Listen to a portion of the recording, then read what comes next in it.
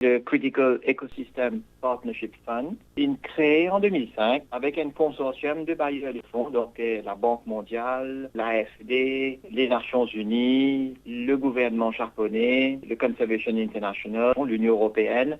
Créé ce fonds-là. Forcément, au départ, lorsque créé, c'était pour la protection de la biodiversité dans le monde et en particulier dans un pays les plus en danger que la biodiversité perdue le plus. Maurice, depuis qu'il y a un humain en Guinée, il y en a beaucoup de dégradation de la biodiversité. Il y en a à peu près un peu moins de 2% de la forêt native qui existait, qui est encore là. Le troisième pays avec la flore le plus dégradée dans le monde. Première chose, c'est qu'ils proposent pour travailler sur deux espaces. Un, c'est au niveau Ebony-Forest, l'autre, c'est au niveau de la vallée de l'Est, pour amener un certain nombre de ces activités. Donc, première chose, c'est qu'ils amènent une série de plantations, donc à peu près une vingtaine d'hectares pour être replantés, pour capable ramener un petit peu la situation. La deuxième, c'est pour créer un espace que nous empêche un prédateur rentrer. Et troisième, c'est la réintroduction de certaines espèces, pas des oiseaux. Déjà, il y a quelques années de cela, Ebony Forest s'est introduit un certain nombre de pink pigeons. L'idée, c'est ramener encore, en plus de ça, je vous ramène une tortue, d'Aldabra, et nous coller tout un grand vertébré qui est là, comment les tortues. Donc, quand je peux manger un grain là, tu peux digérer, et tu peux sortir, tu viens d'un état